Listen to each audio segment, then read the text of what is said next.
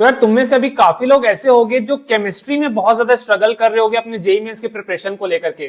तुम सभी को पता है यार जेई मेंस को अब सिर्फ एक महीना बचा है। अगर मैं जनवरी अटेम्प्ट की बात करूं, और केमिस्ट्री पहले बहुत ज्यादा स्कोरिंग हुआ करता था, क्योंकि तुमको पता है अब बहुत सारे चैप्टर्स डिलीट हो गए। वो सारे स्कोरिंग चैप्टर्स डिलीट हो गए जिसको तुम एनसीईआरटी से पढ़ करके जाते थे और टिक करके आते थे और फटाफट तुम्हारे आंसर आ जाते थे। लेकिन अब वैसी बात नहीं है। तो अगर तुम अभी ऐसे पोजीशन पे हो जहां पर तुम केमिस्ट्री में स्ट्रगल कर रहे हो कि भैया कुछ ऐसा बता दो, ऐसे हमको रिसोर्सेज बता दो, ऐसा प्लान बता दो जिसमें हम केमिस्ट्री में 40 से 50 नंबर अगले 7 से 8 दिन में अपने अच्छे से पढ़ के ला सके, तो ये दी बेस्ट वीडियो होने वाली तुम सभी लोग के लिए। पहले ही बता देता हूं, सेम मैंने फिजिक्स और मैथ्स दोनों के लिए बना रखी है। दोनों की लिंक मैं डिस्क्रिप्शन में टॉप में दे दूंगा, उसको जरूर चेकआउट कर लेना। तो जो तुम ऐसे अगर स्टूडेंट हो जनवरी में 100 से 140 नंबर के आसपास टारगेट कर रहे हो कि भैया पहले इतना सिक्योर कर लेते हैं, फिर अपन अप्रैल अटेम्प्ट में बहुत अच्छे से फोड़ेंगे, तो ये सीरीज फिजिक्स केमिस्ट्री मैथ्स तीनों की तुम फॉलो कर लेना जो मैंने वीडियो बनाई है। तो आज बात करने वाले केमिस्ट्री की, तुमको ऑर्गेनिक, फिजिकल, इनऑर्गेनिक में कैसे अप्रोच करना है ताकि तुम अभी अगले 7 से 10 दिनों में अपने 40 से 50 नंबर सिक्योर कर सको। उससे पहले यार मेरे टीजी चैनल को ज्वाइन कर लेना, वहां सारे तुमको मैं अपडेट्स देते रहता हूं। प्लस तुमको कोई भी क्वेरी तुम मेरे से इंस्टाग्राम में पूछ सकते हो, उन दोनों की लिंक भी तुमको डिस्क्रिप्शन में मिल जाएगी।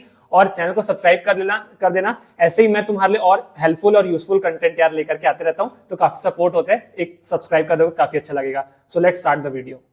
Wait, but before starting the video एक बहुत इंपॉर्टेंट चीज के बारे में तुमको बताता हूं। इस पॉइंट ऑफ टाइम में सबसे इंपॉर्टेंट चीज क्या है? मॉक टेस्ट देना। जेईई मेन 2024 की तैयारी कर रहे हो, अभी मॉक टेस्ट देना बहुत जरूरी है, एक ही महीना बचा है। तो let me tell you about the Oswal books की 10 मॉक टेस्ट की बुक। बहुत ही शानदार किताब है अगर तुम मॉक टेस्ट देना चाह रहे हो। क्यों? क्योंकि ये न्यू सिलेबस पर बेस्ड है। अब यहाँ पर तुम्हारे ओल्ड चैप्टर्स इंक्लूडेड नहीं है, तो सारे क्वेश्चंस न्यू सिलेबस के अकॉर्डिंग में तुम्हारी अच्छी प्रैक्टिस हो जाएगी। अभी लॉन्च हुई है तो न्यू सिलेबस फॉलो करते हैं, न्यू को यहाँ पर न्यू सिलेबस मिल जाता है। प्लस तुमको माइंड मैप्स और मेमोरीज भी मिल जाती है भैया, अगर तुमको कुछ अच्छे से रिवाइज करना है, याद करना है, ट्रिक से याद करना है, सब चीज यहाँ पर मिल जाता है। न्यू सिलेबस यहाँ पर साफ सुथरा मेंशन्ड है। प्लस तुमको ट्रेंड एनालिसिस मिल जाता है भैया, कितने क्वेश्चन किस चैप्टर से प्रीवियस ईयर्स में आए हुए वो तुमको पता चल जाता है विद सॉल्यूशंस है। और तुमको शॉर्टकट्स भी यहाँ पर मिल जाते हैं कि भैया कुछ क्वेश्चंस को शॉर्टकट से कैसे सॉल्व किए होते हैं। यहाँ पर तुमको 10 फुली सॉल्व्ड मॉक पेपर मिल जाते हैं, तुम आराम से मॉक टेस्ट अपना दे सकते हो। न्यू सिलेबस पर बेस्ड है, बहुत अच्छी किताब है। इसकी लिंक मैं डिस्क्रिप्शन के टॉप में दे दूंगा, तुम जल्दी से परचेज कर सकते हो और अपने मॉक टेस्ट लगा सकते हो, बिकॉज मॉक टेस्ट बहुत ज्यादा इंपॉर्टेंट है अगर तुम इस पॉइंट ऑफ टाइम पर जेईई मेंस की प्रिपरेशन कर रहे हो। तो all the very best to everyone. तो चलो यार वीडियो को स्टार्ट करते हैं। छोटी सी वीडियो होगी, ध्यान से सुनना और एंड तक देखना। केमिस्ट्री की हम बात कर रहे हैं जेईई मेंस 2024 जनवरी अटेम्प्ट के लिए स्पेसिफिकली मैं बात कर रहा हूं कि अभी तुमको क्या करना चाहिए अगर तुम्हारी प्रिपरेशन उतनी अच्छी नहीं चल रही। तो सबसे पहले बात कर लेते हैं ऑर्गेनिक केमिस्ट्री की। अब ऑर्गेनिक केमिस्ट्री में यार तुमको पता है पॉलीमर्स रिमूव हो गया, chemistry in everyday life remove हो गया, यानी कि दो ऐसे चैप्टर जहां पर तुम आराम से 8 नंबर लाते तो रिमूव हो चुके।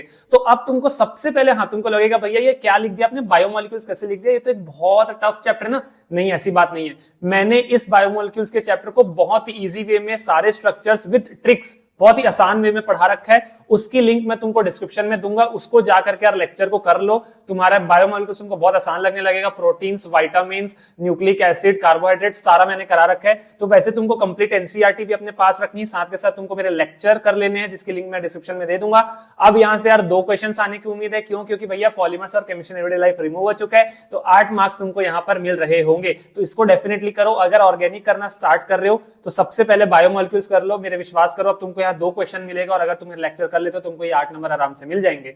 अब बात करते हैं next, purification, qualitative and quantitative analysis. अब तुम बोलोगे भैया ये कौन सा चैप्टर है, कहां से आ गया, कहां से टपक पड़ गया? तो यार क्लास 11th की एनसीईआरटी जब तुम खोलोगे ऑर्गेनिक का पार्ट, तो सिर्फ तुमको वाला पूरा चैप्टर नहीं करना है। तुम जहां से प्योरिफिकेशन स्टार्ट होता है ना, खोलना एनसीईआरटी देखो समझ में आ जाएगा। प्योरिफिकेशन के कुछ मेथड्स दे रखे हैं उसको कर लो, क्वालिटेटिव के कुछ मेथड्स है उसको कर लो, और क्वांटिटेटिव के जेल्डॉल प्रोसेस है ना, वो सब तुमको जो दिया है ना लास्ट क्लास में, वो वाले 7 से 8 पेज है एनसीईआरटी के, उसको करके चले जाओ। अच्छे से याद कर लेना क्योंकि वहां से एक क्वेश्चन फिक्स आने वाला है 4 नंबर का। मेरे में भी आया था, डिस्टिलेशन, फ्रैक्शनल डिस्टिलेशन वाला पार्ट नहीं है, वो तुमको वहां से लेकर चैप्टर के एंड तक वाला पार्ट को कर लेना है। तो इससे एक क्वेश्चन तुम्हारा तय आएगा। और इसके बाद अगर ऑर्गेनिक में तुमको अभी कुछ समझ में नहीं आ रहा है, टाइम बहुत कम बचा है, तो तुमको सारे नेम रिएक्शंस को अच्छे से करके चले जाने, क्योंकि एक क्वेश्चन तो फंसता ही है मिनिमम, जहां पर तुमको नेम रिएक्शन पे पूछ देता है, कन्वर्जन वगैरह। कंप्लीट वन शॉट इसका मेरे को यूट्यूब में जो बेस्ट लग रहा है वो मैं डिस्क्रिप्शन में दे रहा हूं, वहां से तुमको सारे नेम रिएक्शंस एक साथ रिवाइज हो जाएंगे। एटलीस्ट उसको करके चले जाओ। पहले फेज में तुम इतना पढ़ लो ऑर्गेनिक में,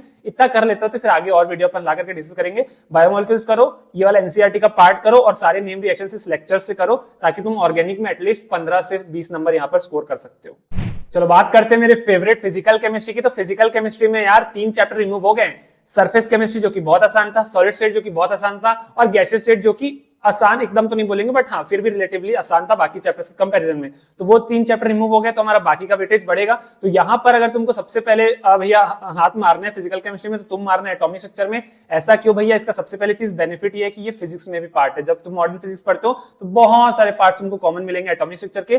कहां से करना है भैया? मेरे वन शॉट से करो, बहुत आसान वे में पढ़ाया रखा है। 4 से 5 घंटे का वन शॉट लेक्चर है, उसको 2 पार्ट में डिवाइड कर लो, आराम से पढ़ो और उसके बाद कुछ नहीं करना है। वन शॉट मेरा वाला करो, उसमें मैंने कुछ क्वेश्चंस भी कराए हुए हैं। उसके बाद कुछ मत करो भाई, मेरे से प्रीवियस ईयर क्वेश्चन लगा लो, पीछे से लगाना स्टार्ट करना, 2023 से स्टार्ट करना, पीछे जाते जाना, जितना मैक्सिमम लगा सकते हो लगा लेना।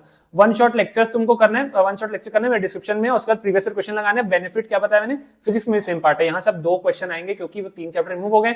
एटॉमिक स्ट्रक्चर बहुत बड़ा चैप्टर है, तो आराम से यहाँ पर तुम 8 मार्क्स सिक्योर कर सकते हो, बस उसको फॉलो कर लेना।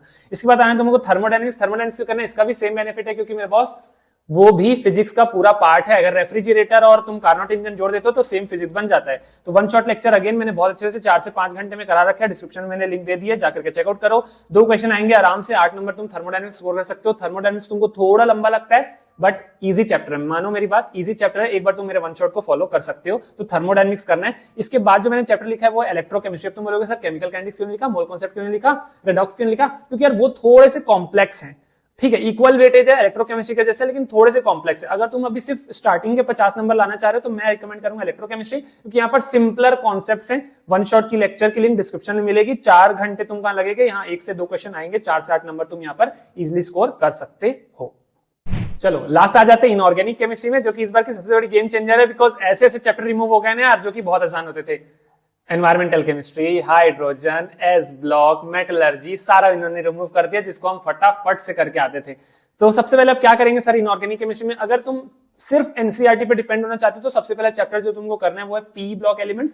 पी ब्लॉक एलिमेंट्स एक ऐसा चैप्टर, अगर तुम किसी का वन शॉट नहीं भी फॉलो करते हो देन अगेन तुम पूरी एनसीईआरटी अगर अच्छे से करते हो ग्रुप 13 to 18 तो कंप्लीट एनसीईआरटी फॉलो कर लो और उसके शॉर्ट नोट्स बना लेना। या अब अगर टाइम नहीं है तो कहीं से बने बनाए शॉर्ट नोट्स, किसी तुमको यूट्यूबर, टीचर, जहां से भी मिल जाए वहां से तुम इसके शॉर्ट नोट्स को पी ब्लॉक के ले लो। ठीक है, 2 क्वेश्चन यहाँ पर डेफिनेटली आएंगे, 8 मार्क्स मिलेगा। मैंने तो अपने टाइम पर पूरी कंप्लीट एनसीईआरटी करी थी, किसी का वन शॉट नहीं करा था, मेरे को सीधा एनसीईआरटी से क्वेश्चन मिला था, मैंने भैया पी ब्लॉक का क्वेश्चन लगा लिया था। इसके बाद तुमको करना है पीरियोडिसिटी। हाँ, अब यार देखो 5 ही चैप्टर बचे इनऑर्गेनिक में। पी ब्लॉक है, डी एंड एफ ब्लॉक है, पीरियोडिसिटी है, कोऑर्डिनेशन है और केमिकल बॉन्डिंग है, ये 5 चैप्टर आने हैं। तो उसके बाद तुमको पीरियोडिसिटी करना है। कंप्लीट वन शॉट लेक्चर जो मेरे को यूट्यूब पे बेस्ट लगेगा वो मैं डाल दूंगा। ठीक है, एक क्वेश्चन तुमको यहाँ से मिलेगा 4 मार्क्स का। अब बात बचती कि भैया क्या हम डी एंड एफ ब्लॉक करें पहले, या कोऑर्डिनेशन करें, या हम केमिकल बॉन्डिंग करें? देखो केमिकल बॉन्डिंग एक बहुत वास्ट चैप्टर है।